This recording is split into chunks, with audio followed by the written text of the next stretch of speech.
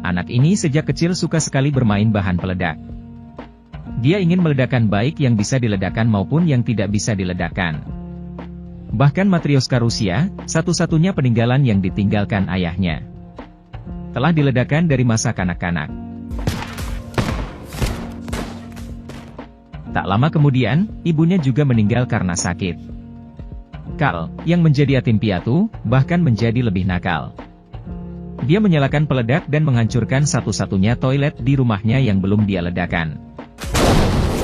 Sekarang sudah tidak ada lagi yang bisa diledakkan di rumah. Jadi dia pergi ke pegunungan untuk melakukan peledakan. Secara kebetulan, dia bertemu dengan seorang pengusaha kaya yang datang untuk memetik bunga di gunung. Dia ingin menyelesaikan masalah mendesak terlebih dahulu, lalu kembali untuk melanjutkan memetik.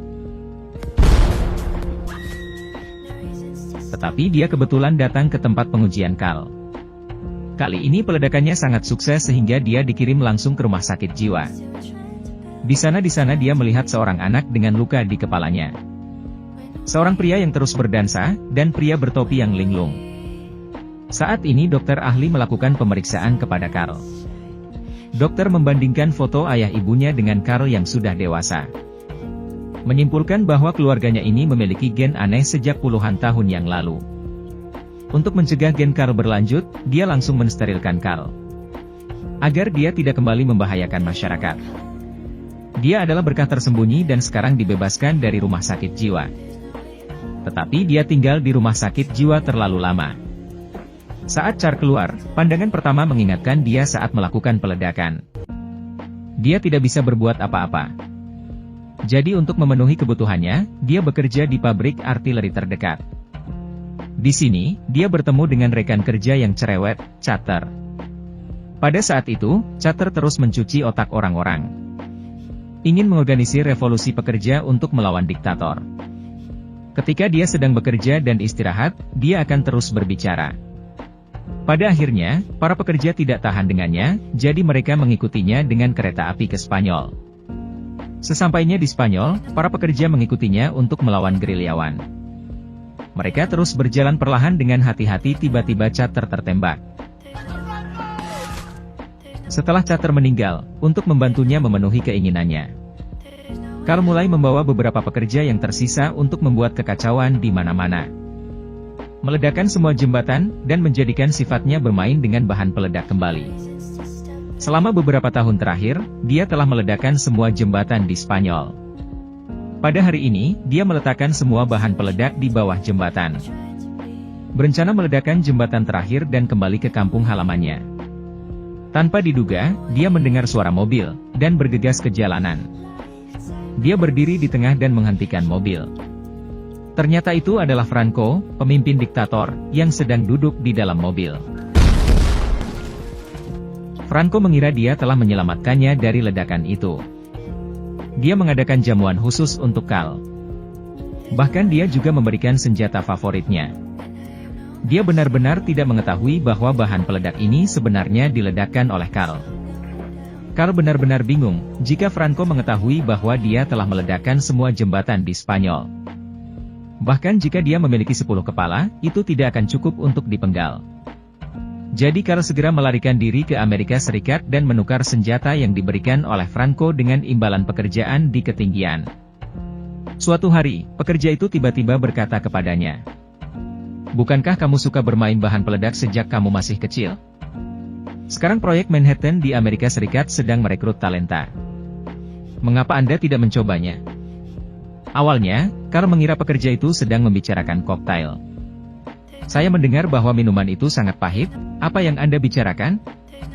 "Itu adalah bom terbesar di dunia."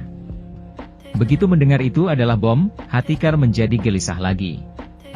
Dia segera berhenti dari pekerjaannya dan menyelinap ke pusat Manhattan. Karena dia tidak memiliki kualifikasi akademik, dia hanya bisa menjadi pelayan yang menyajikan teh dan air untuk para ahli. Namun setelah menunggu beberapa bulan, bom tersebut tidak pernah meledak. Hari ini, Karl tidak bisa menunggu lebih lama lagi, jadi dia naik dan bertanya kepada para ahli. "Kapan Anda meledakkan bomnya?" Pakar menoleh dan berkata kepadanya, "Kami sedang memecahkan masalah yang sangat rumit. Anda tidak dapat memahaminya bahkan jika kami memberitahu Anda. Lalu Carl berbicara, katakan padaku apa masalahnya. Kalimat ini sukses membuat sang ahli tersenyum tipis, namun ia tetap sabar memberitahu Carl. Lalu Carl menjelaskan kepada mereka semua. Jika ingin melakukan sebuah ledakan, mereka harus menggunakan bahan kimia untuk mencapai efek yang diinginkan. Bahan yang digandakan harus ditangguhkan di udara. Jika tidak, maka akan menyebabkan ledakan tidak disengaja yang tidak stabil, karena kualitas yang terlalu tinggi. Sekarang bagaimana menghubungkan dua bagian bahan tersuspensi adalah inti masalahnya. Ini tidak mudah, cukup gunakan tautan bubuk mesin secara langsung. Kalimat ini langsung menyadarkan para ahli. Tidak lama kemudian, ada bom bernama Little Boy di dunia, dan Carl diundang untuk menontonnya. Dia pergi ke Hiroshima dan Nagasaki di Jepang. Sehingga mengakhiri Perang Dunia Kedua yang berlangsung selama 6 tahun. Segera, partisipasi Carl dalam penelitian bom atom menyebar ke seluruh dunia. Seorang mata-mata Soviet adalah yang pertama menemukannya. Dia tahu bahwa selain hasratnya untuk menghancurkan, Carl juga kecanduan alkohol. Dia hanya menggunakan sebotol Arguoto untuk menculik Carl ke dermaga. Akhirnya datang ke Uni Soviet dengan menggunakan kapal selam. Begitu dia turun dari kapal selam, dia diterima secara paksa oleh Stalin. Ketika dia tiba-tiba melihat Stalin yang legendaris, Carl secara naluri ketakutan. Saya tidak pernah mengebom jembatan Anda. Mengapa Anda menangkap saya? Saat ini, Stalin angkat bicara, mengatakan bahwa mereka juga ingin membuat bom atom, dan ingin mendapatkan informasi tentang bom atom dari Carl. Jadi itu hanya hal kecil, Anda seharusnya mengatakannya sebelumnya. Orang ini membuat saya sangat takut sehingga dia memberi saya vodka terlebih dahulu untuk menenangkan saya. Kemudian kami mengobrol perlahan, Stalin juga orang yang lugas. Dia langsung menyetujui permintaannya, bahkan secara khusus mengadakan tarian untuk menyambutnya. Secara pribadi mengundangnya untuk menari, tetapi dia mulai mabuk karena pengaruh alkohol. Ayo, katakanlah, tutup mulut sekarang, kamu terlalu keras. Aku pria murni, dan aku tidak akan pernah pergi bersamamu dan berputar-putar seperti wanita. Ketika Stalin mendengar ini, dia langsung marah, dan mengirimnya langsung ke pangkalan reformasi buruh Timur Jauh. Di sini dia bertemu dengan seorang pria yang sangat mirip dengan Einstein. Setelah bertanya, akhirnya mengetahui bahwa dia adalah saudara laki-lakinya, Einstein. Agen Soviet pada waktu itu awalnya ingin menangkapnya. Tetapi mereka diretas oleh seluruh cabang dan saudaranya sendiri ditangkap. Perbedaan terbesar antara Carl dan Einstein adalah bahwa yang satu jenius dan yang lainnya cacat mental. Justru karena inilah dia satu-satunya yang bisa bergerak bebas di seluruh markas Timur Jauh. Jadi Carl berniat menggunakan keuntungan ini untuk melarikan diri dari penjara. Tapi yang tidak pernah dia duga adalah, hanya langkah pertama dari rencananya. Dia telah berbicara dengan Einstein selama 3 tahun, tetapi dia tidak mengerti. Pada akhirnya, dia harus membuat dirinya kehilangan semangat, dan menyerah. Benar-benar merencanakan jailbreak. Malam itu, Carl yang sedang tidur nyenyak tiba-tiba dibangunkan oleh Einstein. Dia melihat Einstein seperti sedang mencari sesuatu. Baru saja menanyakan apa yang Anda cari. Ternyata Einstein mengambil granat entah dari mana, dan secara tidak sengaja menarik tabnya. Begitu ketakutan sehingga Carl bergegas keluar sambil memegang tangannya. Ketika penjaga mendengar tentang granat, dia juga ketakutan dan menyuruhnya membuang granat itu. Carl menyambar granat itu dan membuangnya. Namun tak disangka ternyata granat tersebut terlempar ke dalam kereta militer yang penuh dengan amunisi. Akhirnya seluruh pangkalan Timur Jauh itu berubah menjadi lautan api. Bahkan armada Pasifik Timur Jauh di dekatnya dihancurkan. Carl dan Einstein melarikan diri dalam kekacauan. Setelah Stalin menerima berita itu, dia sangat marah hingga terkena stroke saat itu juga. Setelah itu, Carl kembali ke kampung halamannya. Saat ini, Carl berusia hampir 80 tahun, karena ia telah disterilkan dan tidak bisa memiliki anak, ia hanya dapat hidup dengan seekor kucing. Namun, dia tidak menyangka kucingnya digigit mati oleh rubah. Dia sangat sedih. Dia langsung mengikatkan sosis ke dinamit itu. Menunggu rubah untuk memakan sosis itu, dan langsung meledakkannya. Setelah membalaskan dendam kucingnya, dia tidak perlu khawatir. Jadi dia membeli tiket sekali jalan secara acak dengan sedikit perubahan yang dia miliki. Berencana untuk melakukan perjalanan yang tidak akan pernah kembali terjadi. Tepat ketika dia berbalik untuk pergi, dia bertemu dengan seorang pria botak yang masuk ke toilet. Tetapi dia tidak dapat membawa koper itu ke dalam toilet. Sehingga dia menitipkan koper itu kepada Carl. Tanpa diduga, bus baru saja tiba, dan Carl segera pergi dari depan toilet itu. Dia langsung naik bus dengan membawa koper pria itu. Ketika turun dari bus, dia melupakan kopernya, dan perempuan yang baik hati memberikan kopernya. Dia membawa koper itu dan lelaki tua berjanggut putih membuka pintu. Ternyata dia juga seorang lelaki tua yang kesepian. Sekilas dia tahu bahwa perjalanan tanpa tujuan Carl akan kembali ke pegunungan. Jadi dia hanya berkata, "Mari masuk dan minum." Jadi masuk dan minum dengan lelaki tua berjanggut putih itu. Setelah minum, Carl pergi ke toilet. Begitu dia keluar, pria botak yang menitipkan koper itu mengejarnya. Ketika Carl kembali, dia melihat pria botak sedang berkelahi dengan lelaki tua berjanggut putih. Dia mengambil palu kayu dan memukul kepala pria botak dengan keras, untuk alasan keamanan. Lelaki tua berjanggut putih menyeret pria botak itu ke ruangan yang dingin lagi.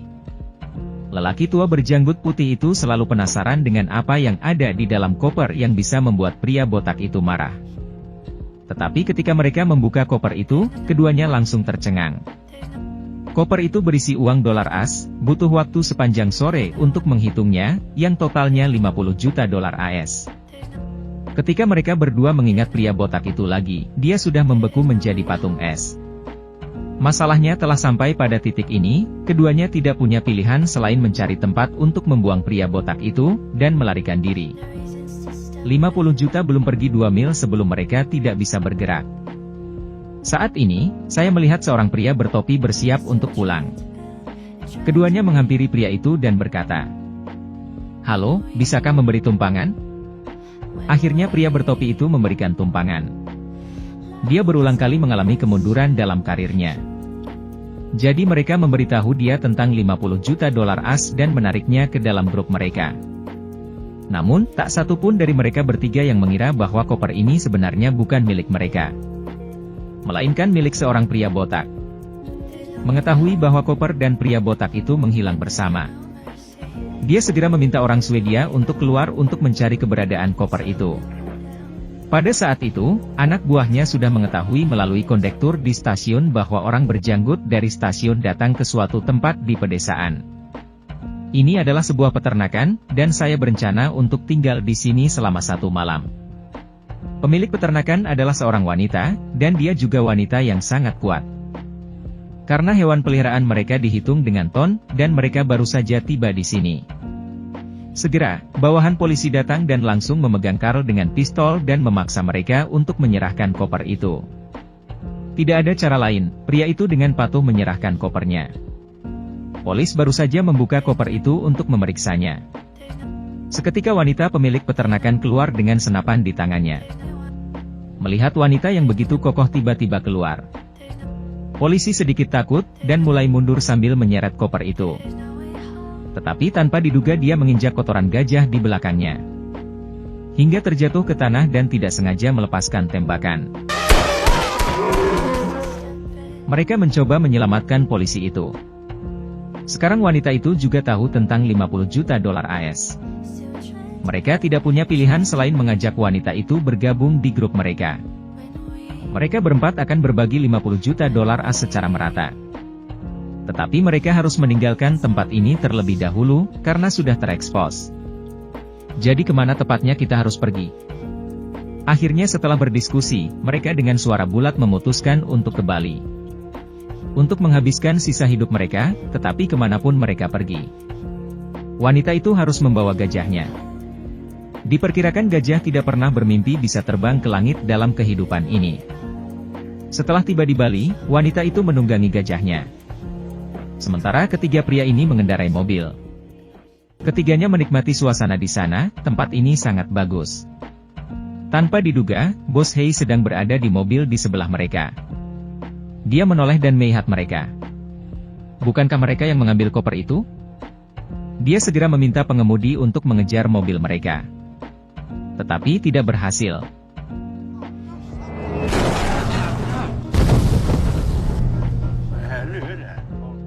Di akhir cerita, uang di dalam koper ini sepenuhnya menjadi mereka. Mereka tidak pernah kembali dan menghabiskan hidupnya di sini.